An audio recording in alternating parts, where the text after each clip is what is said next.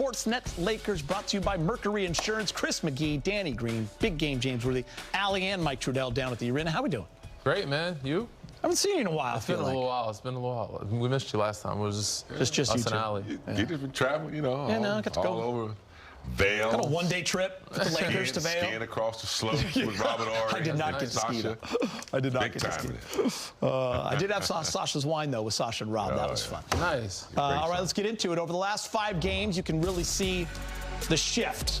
The Lakers have won their last 2, going 2-0 with a massive plus 26-point differential, a huge turnaround from the previous 3, where they lost all 3 of those. They were getting outscored. Shooting tells the story. 52% from the field, and a scorching 46% from 3 in the last 2. And look at the assists, up to 31.5. I know that makes James Worthy happy. Yeah. And listen, I get that it was the Kings and the Warriors, but in the last 2 games, the Lakers have played with a winning formula. You put the game away early. Starters are resting in the 4th. Everyone gets to play, and that's what you want to see against these bottom teams.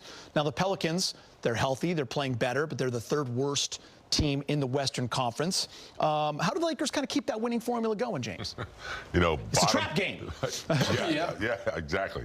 Bottom teams are not. It's good that they're finally getting some time on the floor together. You talk about guys that have been injured, guys that have been out. It's been kind of difficult for the coaching staff, along with JJ Redick, to kind of project, you know, lineups and things. So, yeah, you know, regardless of, you know, 500 or not, winning is good. It's a good taste in your mouth, regardless of who you winning against. So they got to keep that going by defending, connecting with one another, and this is a true test for them going forward. Yeah, I mean, got to jump on them early. Take away their confidence early. Like, it's a young team. Once if they get going, then it'll be trouble. They believe. Yes, you can't give them that type of leeway, that type of lead. You got to jump on them early, hit them first, and continue to keep your foot on the gas. But, you know, just to take in this game like any other game and approach it serious, because any given night in the association, you know you can lose regardless of who's on the floor. So you don't want to give them any type of life or any type of confidence in this game by, you know, first quarter making a statement. So the Lakers have 1 road game in their next 7, and that is Thursday night. So tomorrow they pack their bags, they get on the plane, they go to Denver. Everyone's looking forward to that game, but you have to tackle the one in front of you, James. Is there anything you want to see kind of ironed out with the team before you get to that Denver game? Yeah, I mean,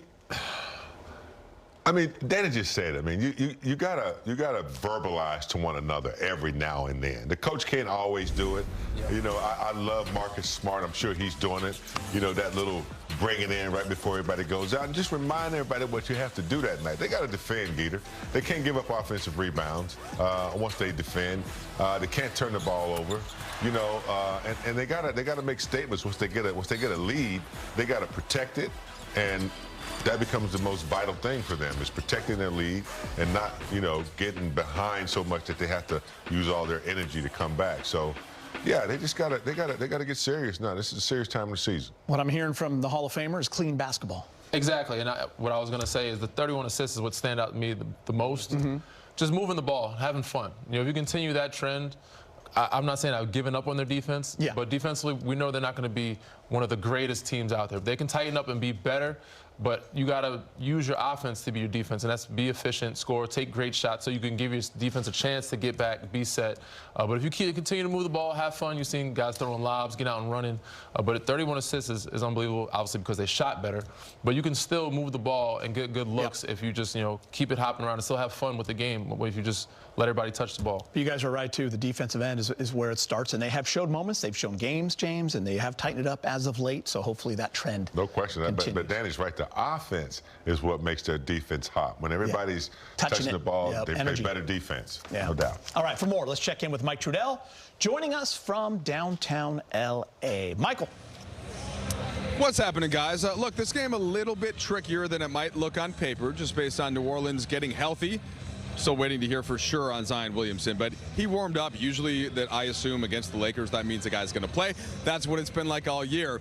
And the other thing for the Lakers, Chris, we were so close to having another no injury or a clean injury report, I should say. And then Maxi Kleber popped up on there today with a little bit of back soreness. He, of course, played really well in both games over the weekend, first in Golden State and then here against Sacramento. So we started with Maxi Kleber when we talked to JJ Redick and then got to the New Orleans Pelicans and where the focus needs to be.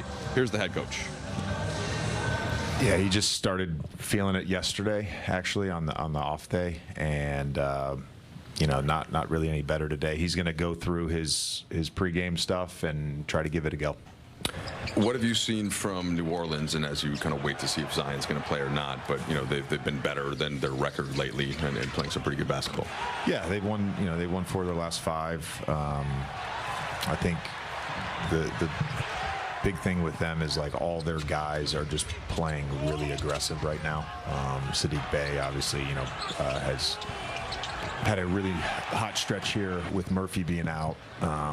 Murphy comes back, Zion misses the game. You know, this is the first time that they're healthy in like 2 years, and it's a unique thing because they're without their pick, they're still trying to win games. You know, normally you get to this point of the season and the dreaded T word comes in, but this is not the case here. You know, they're publicly talking about they want to be in the play-in, and everybody loves playing the Lakers here, so it's going to be a tough game, and I think we have to do a great job of getting back, you know, and a great job of protecting the paint, with, you know, number 1 in drives, number 1 in points in the paint, number 2 in, you know, rim rate. I mean, they're just at the rim all the time, and you know, the switch to the vets, you know, whether that has impacted this hot stretch or not, but, you know, with DeJounte back and DJ filling in for some minutes and starting, they're playing really good basketball right now. All right, so New Orleans, as JJ said, playing some good basketball. The Lakers will have to play well to beat them. And, Geeter, we'll see if they can get some of that momentum to carry over from the weekend where they did play some good basketball on both sides of the court. All right, appreciate that, Mike. Have fun down there. We are headed to break. We got Lakers and Pelicans coming up. Luka Doncic and Austin Reeves going at it in the pregame, getting some shots up, and now AR is taking it to Luka, letting him know that he is the man here. Beating him with a stick. Having a good time. Everyone's in a good mood when you're winning. Got to keep it up. Sin is averaging 21.5 points on a blistering 59% from the field inside the arc. He's dominant at nearly 6 boards and 3.5 assists, and you'll see his all-around impact. Now, he's currently listed as questionable, but we all know he's going to play. Danny Green, he was out there warming up, as Mike Trudell told us, and that could be a big boost for his team. I mean, he's been playing well. These numbers are great for anybody in the league. But for Zion, I think people had higher expectations. But shooting almost 60% from the field, like that's huge. And the way he can rebound, how explosive he is, just another threat out there that you have to worry about in the scouting report if you're the Lakers. So this definitely gives New Orleans an extra boost of energy, another guy that can score but rebound, set screen and roll, you know, give you some energy plays and buckets, dirty work, because there's a quick second bounce. So, yeah, I mean, if he's in this game, this is going to be a challenge, you know, and also DeJounte Murray's back. So, you know, this is not some team to take lightly. I remember Julius Randle when he was with the Lakers those first 4 years. He was dominating people in the paint. And then he developed that three-point shot. Zion right now just 25% from 3. Yeah. Do you think he's got to develop that if he really wants to take that next step? It would be nice. I don't think he has to. But, again, I think it's more of a mental thing with him because his rookie year, I remember him shooting more. He doesn't take many. You know, it's kind of went backwards in the aspect of, like, being confident in it. I don't think he's a terrible shooter, but if he worked on it and shot it, you know, it'd be better than 25%. So it would be nice for him to have it, but I don't think he needs it. He's so explosive. He can be effective at doing what he does. Strong dude, big game. Unstoppable at times. You know, reminds me of Charles Barkley with a little better ball handle and, you know, agility. But once he gets going, Geeter, when he's healthy, he's almost unstoppable if you don't send 2. And sometimes he can split 2 defenders. He's extremely strong. It's like freaking Herschel Walker out there, you know, playing. He's athletic, tough. He's tough, man. So if he ever gets healthy, he's gonna be a load to deal with. So listen, they are not in tank mode, even though you might think they are, because they don't have the pick. Yeah. But they are the 3rd worst team in the West, but they are getting healthy. They've won 4 of 5. The Clippers just beat them. Their last outing, Murphy went for 42. Sadiq Bey is now averaging like 17. You got DeJounte Murray back. How important is it, Danny, for this Laker team to take this game real serious from the jump? Very important. Like I said, the biggest part of the game is the jump, the start of it. Because if you let a young team like this get going with Jeremiah Fears, Derek Queen, those rookies that are very good and special to me. They love Fears down there. They have a great feel for the game, especially Queen. Like he's just so talented and skilled. But Fears too, he ain't backing down from nobody. He's challenged Luka at times, been in his face some, so he's kind of gritty.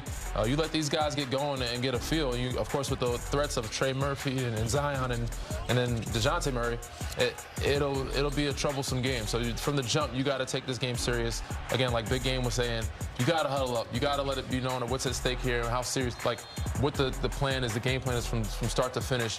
And you let guys know, like, yo, I know it's the Pelicans, but we need to lock in because this is a game that we need. And from the jump, we need to set the tone. We cannot take this lightly, and we cannot allow them to give us, a battle, and where we have to play close in the fourth quarter. And listen, Murphy's averaging like 38.5 against the Lakers. Herb Jones is the guy that everyone covets. There are some pieces there, Big Game. You're seeing the Hornets now play a lot better and start to get into the playoffs.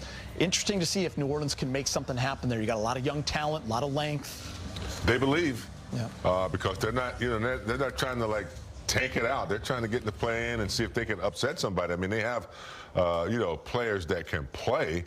If they get better, that's the only thing they're trying to do, Geeter. So the Lakers need to take this one seriously. Los Angeles crypto is a big stage for these guys coming from, the East Coast. So good point. Zion's going to play tonight. This is a big stage for him. He wants to, show up the Lakers. So we'll see. Yeah, the last thing, sorry to cut you, but the last thing you want to do or be is the team that helps another team turn around their season or gives them that boost. Like, you don't want them to start their winning surge at your game. So, like, Lakers got to, come in really focused and locked in. When you say that, I think about the Hornets. They really got going after that Laker win. 17-5. All it takes is one game for them to be like, oh, we can believe we got this. Don't lose in your backyard, dog. Nope. Lakers and Pelicans tip things off at 7:30 right here on Spectrum Sportsnet. DeAndre Ayton was perfect from the field in Sunday's win over Sacramento. 12 points, 4 boards, and 18 minutes of action. We'll see if the Lakers can keep the